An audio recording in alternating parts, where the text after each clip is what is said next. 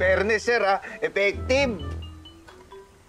Teka, ano? In fairness. So, ikaw nga may gawa nito? Oo, sir. Aminin ko na, sir. Ako po talaga yung nag-magic sa inyo. Hinimas ko lang naman ng slight yung cellphone nyo kasi mukhang overuse, sir. Pagod na pagod. Kaya, smartphone ka na ngayon. So, ikaw nga. Ikaw nga may gawa nito sa akin. Ano bang kasalanan ko sa'yo, ha? May utang ba ako sa'yo? May galit ka ba sa akin? May problema ba tayo, Brad, ha? Sir, kalma lang kayo, sir. Ginagawa ko lang naman yung trabaho ko. Oo, trabaho mo mag-deliver. At tumupad ng wish.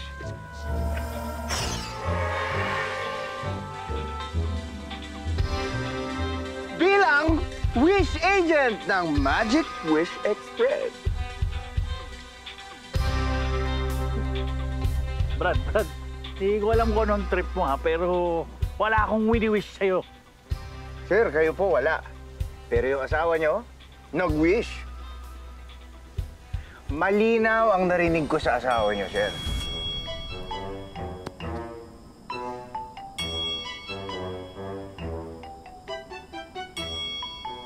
Total, phone lovers naman kayong tatlo nila Elsie at Annie. So sana, huwag kayong mahiwalay sa mga phone ninyo.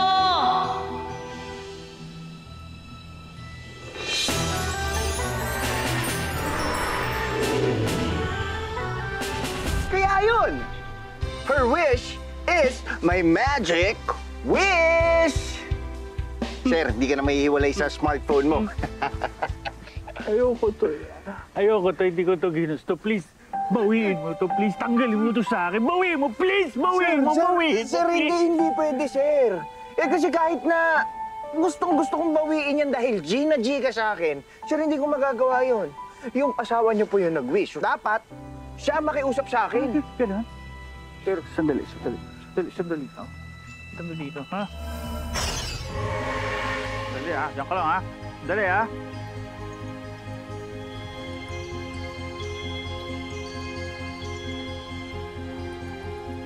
Ang number. Ay! Sandali! Sandali! Kausapin mo yung asawa ko! Sandali! Ay! Kasalanan ko? At ako? Nag-wish? Paano nangyari yun? Di ba, Han? Nagtatalo tayo nun.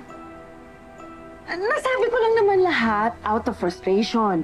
Hindi ko naman ginusto na ma-magic o maparusahan kayo. Sandali. Kung nasabi ko kayo, ibig sabihin hindi lang ikaw ang damay?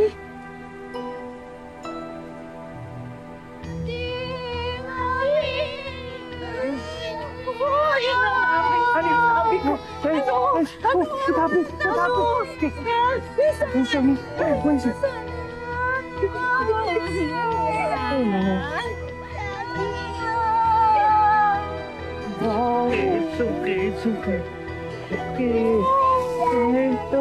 We're the same. We're the same. Oh, Daddy, we're the same na.